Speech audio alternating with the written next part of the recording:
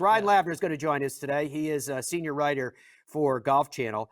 He has been with Golf Channel since 2012. It's been a couple of years with Golf Week magazine prior to that. Ooh, I like this, Tom. We have accompanied photos of Ryan. That's obviously on the set someplace. I can't tell where it is from my little return screen. But Ryan has been pretty much to all the big events for some years now. There's the Golf Today set that's up here at NBC Sports. That's across the room from where I'm sitting right now. What else you got? Show me another Ryan Lavner photo. Anytime you're ready. That's it. Hey, all right. Obviously, that photo was taken from his home in Orlando. Gentleman farmer. Oh, look at this one. Let's pick it up on this one. Ryan Lavner's joining us right now. It looks like he's cooking a dinosaur in his backyard. What the heck is that, Ryan?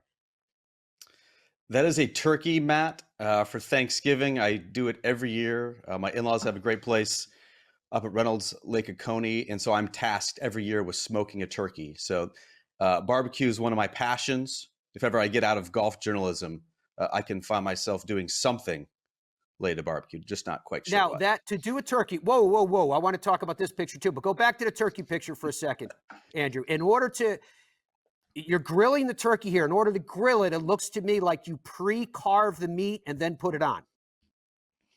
So this is on one of my, this is going to sound sick, 9 smokers or grills that I have. And what I've done with the turkey there, Excuse Matt, me? is spatchcock the turkey. I beg your So pardon? you remove the spine bone in which you can lay it flat, and that is how you cook it more evenly. It cooks quicker. Anyone who is grilling, smoking, or even cooking a turkey in the oven, I would highly recommend you spatchcock it. It gets a much more even cook on it, and you're able to render the skin a little bit better and get that crispy bite through skin that everyone's looking for.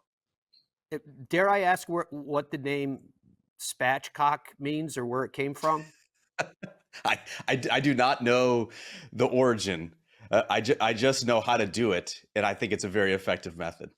All right. Well, obviously, you know what you're talking about with 9 smokers and grills. So when you have multiple smokers and grills, are you like, you meet somebody that's, a brilliant guitarist, really brilliant guitarist. Maybe they got paid a little bit, played in some bands and things like that. And each one of these grills that you have, just like they're different guitars, different sound, different texture, different depth. I mean, in other words, why would you need so many? Exactly. I mean, my wife clearly thinks that I have a sickness here, but I can justify each and every one I have. I have griddles, I have pellet grills, I have steak cookers, I have other charcoal grills, I have drum smokers, I have an offset smoker, I have a tailgate grill. I mean, Ooh. you can go down the line with what you have, and I love each of them equally. They're like children to me. If I do end up parting with one, it's always to kind of go bold. You know, What do buy you mean once, part cry of it? once. Is there like a whole marketplace where you guys that are massive into it are like trading equipment back and forth? Can be, yes. There's definitely like barbecue forums that I frequent. If Barbecue I'm forum. not watching Fairways of Life on YouTube, Matt, Right. I am watching barbecue videos and honing my techniques and seeing what the latest and greatest products are. In all seriousness, it does raise the question of when you look at TV programs, for example, there's whole food networks that exist, travel shows that exist, stuff that pretty much everybody does. Not everybody, shocking, but not everybody's involved in the game of golf or in any other sport for that matter, but everybody eats. So when you made an earlier comment, said, hey, if I ever get out of golf journalism, maybe I'll find a path into, this grilling and barbecuing and smoking and all that stuff I actually think there might be something there. I think that's a pretty cool idea. So we have the podcast, obviously, with Rex Hogger, the Golf Channel podcast with Rex Hogger, with Rex and Lav, and we are both barbecue grilling aficionados, and so we've been chilling the podcast, trying to get some sponsorships. I have this grand vision, if we could ever make it happen, of basically creating like a college game day type atmosphere around golf's biggest events, where there's sort of a live audience. We're grilling out, we're talking, It's a 1 hour, 2 hour pregame type show. That's what the Yeah. grand vision is. Pair that with an alcohol sponsor, a barbecue sponsor, and then get the energy and the atmosphere of a live audience at one of golf's biggest events. I don't know. Personally, I think there's a future for it, but so far, no takers. So, I don't think you got to just push that a little bit harder. I think it's an absolutely brilliant idea. And coming from a master spatchcocker such as yourself, I can see where that has the potential to catch on. So you've been at this. I was surprised when I looked into your bio this morning that you've been with Golf Channel for 12 years, right? 14 years, if I'm to do the math 12 correctly. years, dozen years. Yeah. Is it 12 years? It's 2012, right? 2012 to current. Yeah. All right, 12 years. You're better at math than I am. 12 years. A couple years before that at Golf Week. Seemed like a long time. It was longer than I thought. And you think about the varied experiences that you've had as a golf writer. Obviously, you're doing a lot of TV. You talked about the podcast you're doing with Rex, et cetera. Nowadays, it gets complicated, right? From the earliest days on for you, how have you balanced something like you're talking to somebody important, you're talking to somebody that's got real information, and they tell you something that you know is confidential, and maybe they even mumble the thing like off the record, et cetera.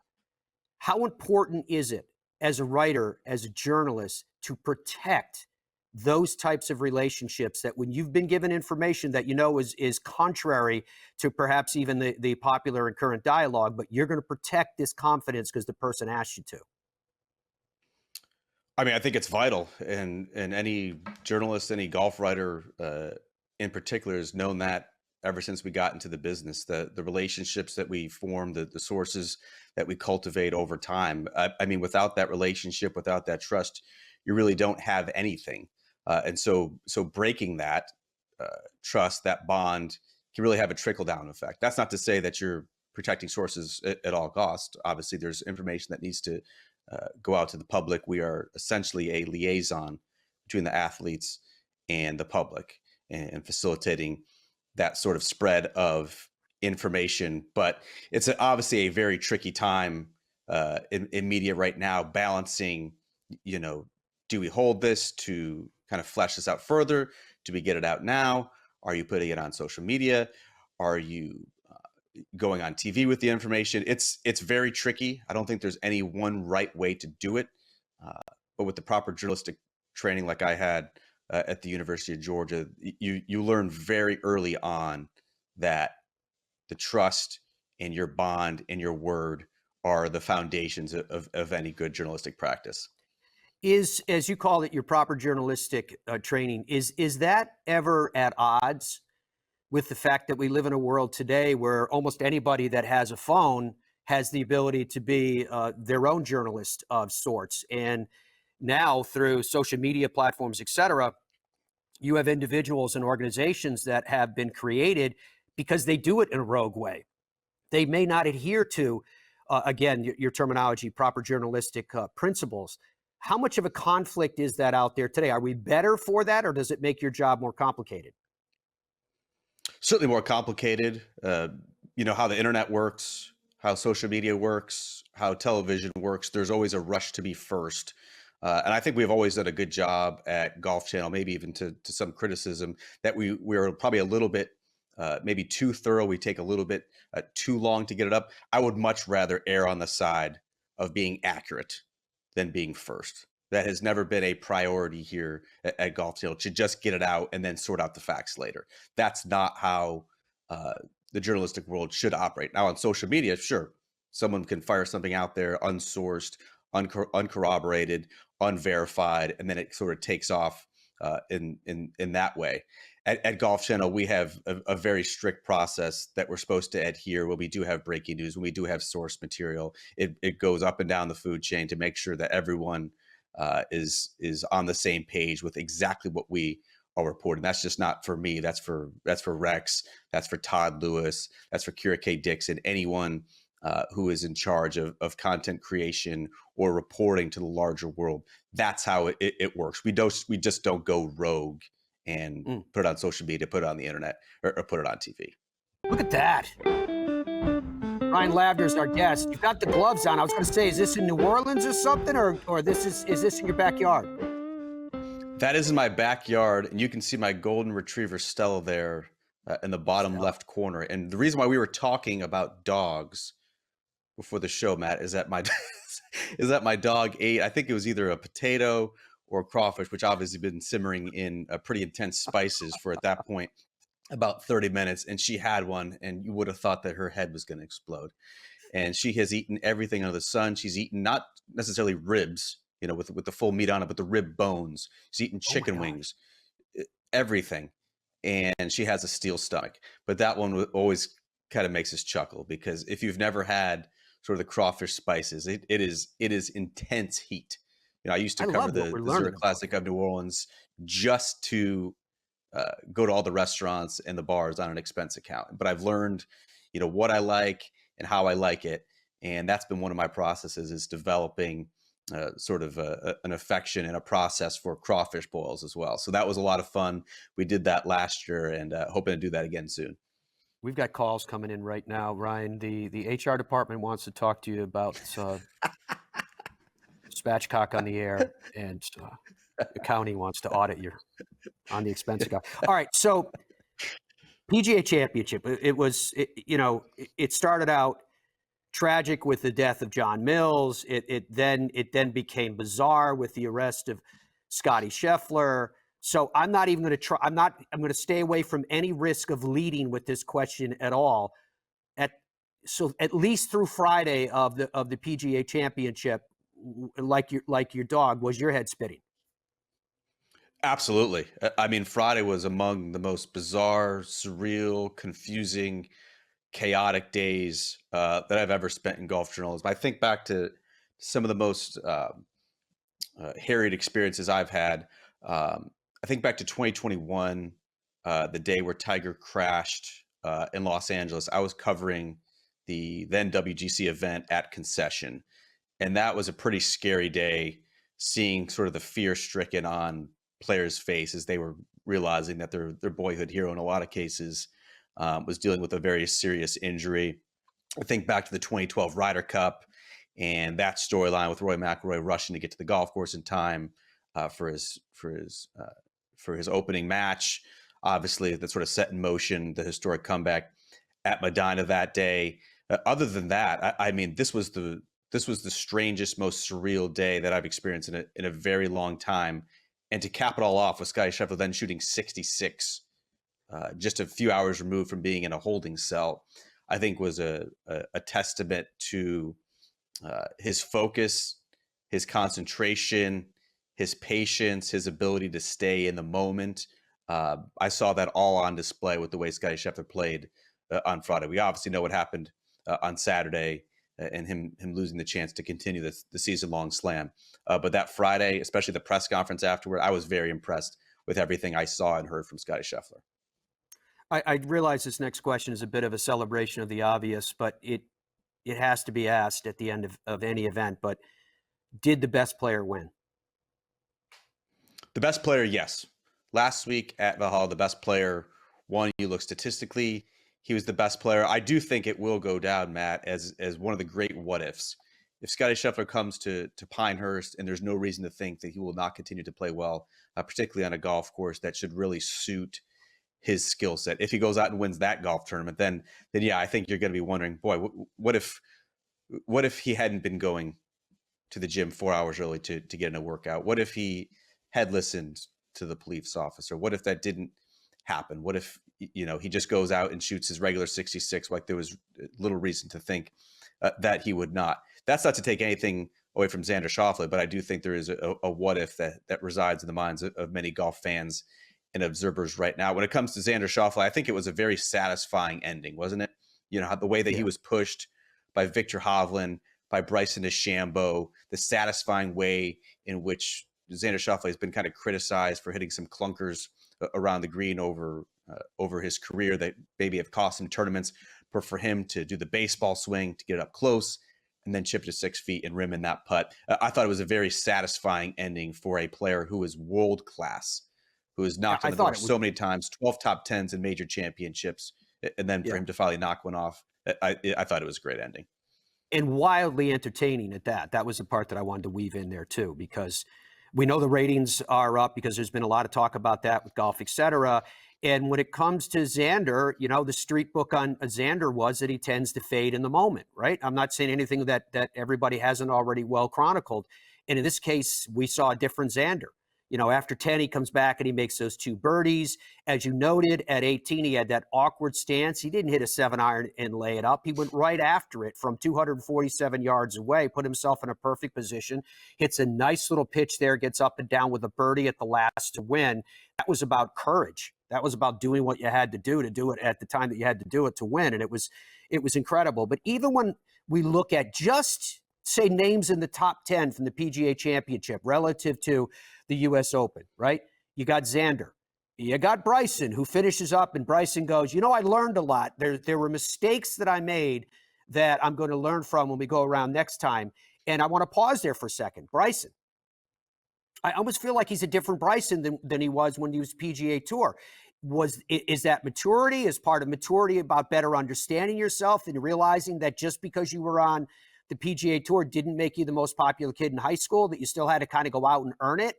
And he's becoming, I don't know, comfortable with who he is instead of trying to play a role? Yeah, I think there's so many layers to peel back when it comes to Bryson. I think obviously the decision to go to live was nuanced in some ways. Like, he was clearly at the end of his rope on the PGA Tour. He was being heckled by fans. He was widely disliked by his peers. Obviously, he wanted to cash in on his popularity. I've never thought that Bryson would be a player who plays, deep into his 30s or into his 40s. He has so many other interests, and live has allowed him the time to, whether it's grow his YouTube channel or seek other avenues for fun and entertainment beyond just competing inside the ropes. I do believe that he misses the limelight, that he misses the stage, and I think for the mainstream golf audience, I'm not talking about those who watch live golf tournaments, I'm talking about the mainstream golf audience. I do think this is the perfect amount of Bryson DeChambeau. Seeing him 4 times a year, everyone is thrilled to see him. Is eager to see him in action inside the ropes, and he can compete that way without the possibility that he then gets overexposed or he begins to grate on some of the fans or the peers with what can be at times an abrasive personality. So I think it's a great situation for everyone. I think it's great for Bryson to get himself back in the mix, and I think it's great for golf fans to get this smattering, this sprinkling of Bryson DeChambeau throughout the year, who for all the theatrics, for all the histrionics, has always been an amazingly talented golfer. It's Yeah. so easy to forget that, with the bulking up, with the slimming down, with the, putting the golf balls in Epsom salt and the scientist routine, like, he's been amazing at every level, in every facet that he has ever been a golfer. Yes, he can absolutely hit it to the moon, but he's an incredible ball striker who is a very underrated putter. And as we saw at Valhalla, like, his short game was spot on as well. So I'm very curious to see what Bryson can do for the remaining major championships in 2024. But I think most golf fans and most golf observers are just happy to have Bryson back in our lives on these big stages. It's now been 3 of the last 5 major championships in which he's been a significant factor. Yeah, I think part of it too, on a human level, is that he's still a young man. And we literally watch these individuals grow up right before our eyes. And I think there was a time that he was trying to find his path and trying to find his place and trying to figure out who he was on this stage. As I mentioned, instead of playing a role, actually being who he is. And he's getting closer and closer to that. I think another player that, depending on how you want to define it, is getting closer and closer to fulfilling potential in the couple minutes that we have left here, Ryan, is Viktor Hovland. I know Victor's gone through some changes, different coaches, back to, et cetera, but it just seems like he's a player that's sitting next on the threshold of the next guy to break through and win at a major level. For me, I kind of feel like Royal Troon is perfect for Viktor Hovland, but I'm curious what your thoughts are on his status. Yeah, I mean, you never would have thought a month ago that Victor Hovland would be a serious contender at the PGA Championship. I did a feature story on him, both for TV and the written version, sort of like diving into his curiosity, and that has always sort of propelled him to these heights. And it's so easy for him to take the shrapnel of making all these changes. But I've always viewed Victor in a different way. Whereas you have a lot of these sort of lifelong relationships between player and coach, whether it's Scotty Scheffler and his longtime coach, Randy Smith, Jordan Spieth, and his longtime coach, Cameron McCormick, obviously Justin Thomas and his dad, Mike. Like, you've seen these relationships forged over, if not years, decades. Victor Hovland has never been that way. He's always viewed sort of swing coaches as transactional, where they're giving him their information, and then he takes it upon himself to integrate it into his game and process it in his own way. And so he's always going to bounce from coach to coach, just because that's how he seeks out his information. And I always thought it was unwise to criticize him for that, because you have to give him the benefit of the doubt at this point. He's been doing this his entire career. He was a standout college player. He was a U.S. amateur champion. He won right away on the PGA Tour. He's now a prolific winner on the PGA Tour, a FedEx Cup champion, a Ryder Cup hero. Like, give the kid the benefit of the doubt. I agree. Ryan, we got to run, my man. But I want to have you back on again. I want to talk about this stuff. I love your idea about the tailgate and all that goes into it. Thank you for your time, my friend. We'll catch up again, okay? Sounds good.